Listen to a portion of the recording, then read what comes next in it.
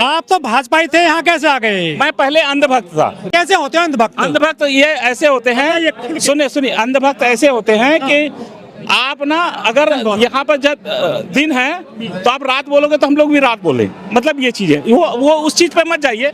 हम जो मैं बताना चाहता हूँ जो उस चीज़ पे ध्यान है। 2014 में जब सरकार आई तो हम लोगों ने क्या सोचा कि भाई गरीब बाप का बेटा है, अच्छा काम करेगा। ये तो बिल्कुल उल्टा हो गया भाई, ये बिल्कुल उल्टा हो गया।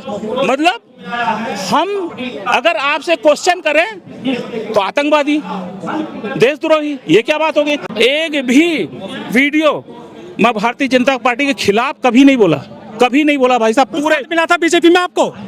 पद कहाँ देंगे? पद तो उनको देते हैं कि जिनके पास, ये देखो पूंजीपतियों की सरकार है। बचाए थे आप गाय? भाई साहब पूंजीपतियों की सरकार है जिसके पास गंगा बचाते हैं बीजेपी वाले हैं।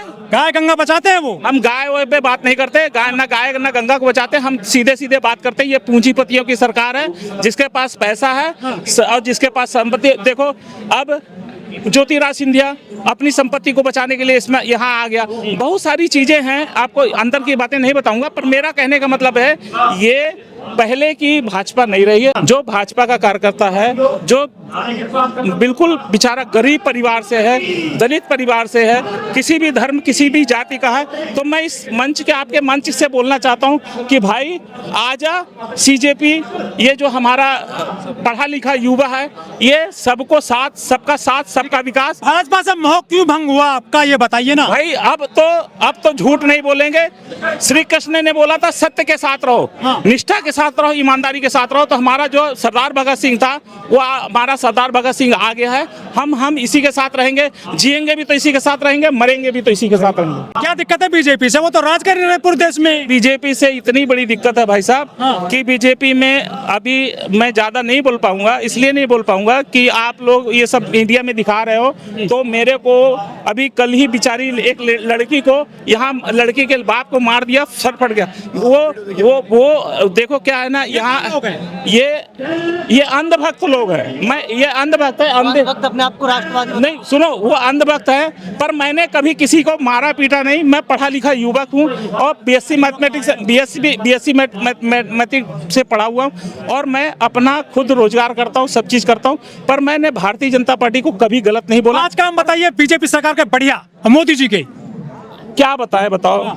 सरकार चल रही है देश में उनकी। मैं कुछ उनका काम नहीं बता सकता, इसलिए भाई मैं मेरे से बीजेपी में कैसे रहते हैं? सुनो, मैं अंधभक्त था, बता दिया ना। जैसा वो क्या करते थे जब आप अंधभक्त थे? कैसे कैसे काम करते थे? उन्होंने जैसा बोला मैं चल दिया। उन्होंने बोला कि भाई यहाँ जाना है वोट मांगने के लिए, मैं वोट मांगने के लिए चला गया। सब लोग से हाथ जोड़ा, पैर जोड़ा और इनको जिताया। जब लास्ट में देखा केंद्रीय कार्यालय में तो मेरे को ही घुसने नहीं दिया गया, तो मैंने जाना ही छोड़ दिया भाई साहब। अब मेरे को सुनो, मैं शान से जीऊंगा, शान से मर जाऊंगा, पर इन लोगों के पक्ष में कभी नहीं जाऊंगा। संविधान के हिसाब से शिक्षा को बिल्कुल सस्ती करना चाहिए।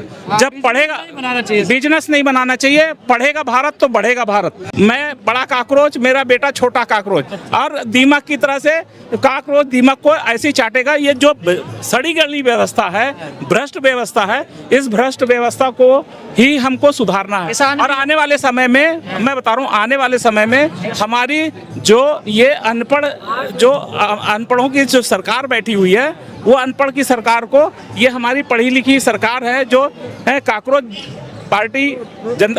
जनता पार्टी, इसमें अच्छे पढ़े पढ़े लिखे इस आंदोलन को तो उठाने की धमकी दी जा रही है। देखो उठाने की धमकी दी जा रही है ना, तो उठाने की धमकी देने दो, उससे हम लोग डरते नहीं हैं। ये हाँ, सब लोग सरदार भगत सिंह की तर्ज में काम कर रहे हैं और आने वाले समय में सब लोग सरदार भगत सिंह बनेंगे, क्योंकि अगर एक लहू का कतरा जमीन में बड़े मतलब गिरेगा तो हजार काकरोच पैदा होंगे। ये ध्यान रखना, काकरोच मरने वाला नहीं है। काकरोच इस बार ऐसा जाग चुका है कि पूरे जगह में क्रांति लाके रख देगा। विश्व गुरु मोदी जी, ये सब मत बोलिए, मैं ये सब डर गए ना? ये ना मैं ये सब कुछ नहीं बोलूंगा। आने वाले समय में इनकी ईंट से ईंट बजा देंगे हम।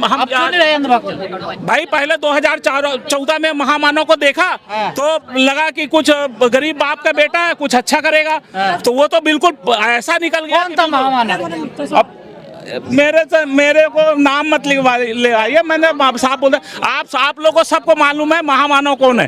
ये महामानव जब 2014 में आया तो लगा कि क्या कहते हैं कि भाई हमारे देश का अच्छा होने वाला, अच्छे दिन आने वाले। वो तो अच्छे दिन कैसे आए? ऐसे अच्छे दिन आए कि आज देखो हम लोगों की हालत क्या हो गई है। हमारे बच्चों को काकरोच बोल दिया गया। तो वो B2 नहीं है, वो A2 है, A2। और हम धर्मेंद्र प्रधान का इस्तीफा लेके रहेंगे, और धर्मेंद्र प्रधान इस्तीफा नहीं देगा तो ये आंदोलन बहुत तेजी से आगे बढ़ेगा और आने वाले समय में बहुत। जैसी बात शिक्षा मंत्री कर रहे हैं, आपको लगता है वो इस्तीफा देंगे? इस्तीफा नहीं देंगे, हम लोग इस्तीफा लेके रहेंगे। 6 जून से मैं इनके प्रोटेस्ट में हूँ। एक दिन मैंने यहाँ रात भी बिताई। मुझे यहाँ पे बहुत अच्छा लग रहा है। सारे स्टूडेंट हैं, ऐसा लग रहा है कि यहाँ समानता है। मैं यहाँ पर सिर्फ अपना एक ऐसा मुद्दा लेके आया हूँ जो मैंने ग्राउंड रियलिटी पे फेस करा है। जितने भी छात्र परीक्षा देने जाते हैं उन्हें अपना जो बैग है वो रखने में बड़ी दिक्कत होती है। ग्रेजुएशन कर चुका हूँ इन हिंदी लिटरेचर में, मैं मास्टर्स कर चुका हूँ हिंदी लिटरेचर में, और मैं समस्या क्या है? B.Ed कर चुका हूँ हिंदी लिटरेचर में। मैंने UGC नेट बिहार स्टेट सारे एग्जाम इतने क्वालिफाई कर रखे हैं, लेकिन वैकेंसी के टाइम पे ये वैकेंसी बहुत कम निकालते हैं। और समस्या ये है कि एक मेरा मुद्दा है जो हर छात्र तक जाना चाहिए कि जितनी भी लोकर फैसिलिटी हैं वो फ्री होनी चाहिए, और सारी एग्जामिनेशन सेंटर में लोकर की फैसिलिटी हर बच्चे को मिलनी चाहिए। वो बच्चा बाहर बैग नहीं रखेगा, उस बच्चे को बहुत ज़्यादा परेशानी होती है, कईयों के बैग चोरी हो जाते हैं। तो ये फैसिलिटी सरकार हमसे 1500 2,500 इतनी फीस ले लेती है, तो एक लोकर की फैसिलिटी की हमारी फैसिलिटी कराए, और ये छात्र की मांग है। मैं पेपर क्यों दूंगी? मेरे बच्चे पेपर दे रहे हैं ना, मेरे भारत के बच्चे पेपर दे रहे हैं। अरे मैं थोड़ी दूंगी, मेरी उम्र थोड़ी है पेपर होगी, लेकिन भारत के बच्चे मेरे बच्चे हैं ना। पहले दिन से यहाँ समर्थन कर रही है आंदोलन, उम्मीद है आपको होगा इस्तीफा? हाँ बिल्कुल होगा, क्यों नहीं होगा। अगर युवा मौजूद है और युवा यहाँ पर बैठा हुआ है तो 100% होगा। और शिक्षा मंत्री क्या कह रहे हैं आपको? शिक्षा मंत्री क्या कह रहे हैं? शिक्षा मंत्री तो कहते ही रहते हैं। ऐसा कौन सा मंत्री है जिसने नहीं कहा है? जिसने नहीं कहा है ऐसा कौन सा मंत्री है? भाई बीजेपी के जो मंत्री हैं वो तो घूसखोर मंत्री हैं, और वो तो जो चाहे वो कर सकते हैं, क्योंकि मौजूदा हालत में मंत्री हैं तो वो कुछ भी कह सकते हैं। हमला भी हो रहा है यहाँ पर, देखिए आप लोगों के ऊपर। देखो हमला, अभी तो कुछ भी हमला नहीं हुआ है। आने वाले वक्त में बहुत कुछ होगा। अभी तो 2-4 लोगों को मारा जा रहा है, बहुत सारे लोगों को मारा भी जाएगा, धमकाया जाएगा, और धमकाया जा भी रहा है। नहीं हुई कुछ कभी? धमकाया जा भी रहा है। हम तो ये कहना चाहते हैं कि इस देश में मतलब शिक्षा और स्वास्थ्य बिल्कुल फ्री हो जाना चाहिए। शिक्षा मंत्री की वजह से इतने युवा परेशान हो रहे हैं। क्या एक इंसान को इस्तीफा नहीं दे देना चाहिए या उससे इस्तीफा ले लेना नहीं चाहिए? मगर प्रधानमंत्री जी तो अपनी बीवी को बिना तलाक इस्तीफे के छोड़ो बैठे हैं। कि अभी हमने नीट के पेपर पे सिलसिले पे बात करी, और अभी हमारे माननीय श्री शिक्षित मंत्रालय से एक इंटरव्यू जारी होता है। मंत्री का नहीं, मंत्रालय से कहेंगे, मंत्रालय से इंटरव्यू जारी होता है, और वहाँ पे ये बताया जाता है कि हमने नीट का री एग्जाम करवा तो दिया, अब तुम्हें जरूरत क्यों है इंटरव्यू दोबारा प्रोटेस्ट करने की या प्रोटेस्ट साइट पे आने की? मैं आपको एक चीज दिखाना चाहती हूँ, आपके कैमरे के जरिए, अगर आप इसे पढ़ सको, आपका कैमरा पढ़ सके, मैं पढ़ के आपको बता देती हूँ।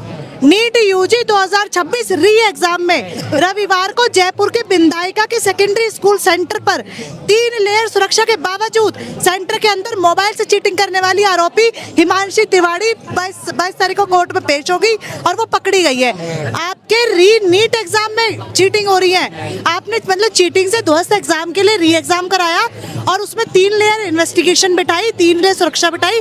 उसमें एक छात्रा जो हिमांशी नाम की है, 22 वर्ष उसकी कोर्ट में पेशी है, अब वो मोबाइल स्क्रीन टच लेके आपके वहां तक सेंटर में घुस गई, चीटिंग कर रही है। कैसे पहुंच गई वो? यही तो सवाल है, कैसे पहुंच गई?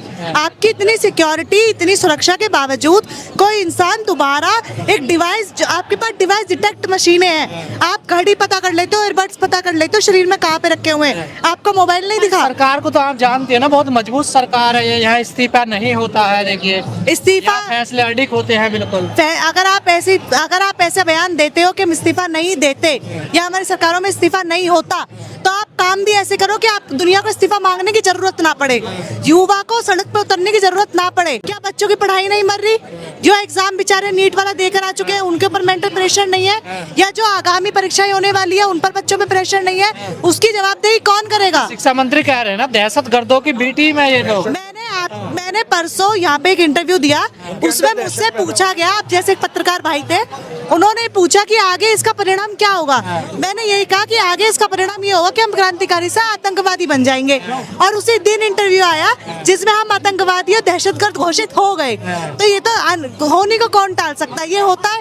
मैंने आपके जरिए, आपके माध्यम से ये और बताया था कि सरकार को शायद नहीं पता कि रेवोल्यूशनरी और टेररिस्ट में फर्क क्या होता है, इसलिए उसे हर क्रांतिकारी आतंकवादी दिखाई देता है, क्योंकि अब मानसिकता वही है। आप जिस चीज में रहोगे, हमारे यहाँ एक कहावत है कि सावन के अंधे को हर तरफ हरा ही हरा दिखता है। तो यही बात है कि आप जिस मुकाम पे अंधे हो जाते हो, आपको सब जगह वही दिखाई देता है।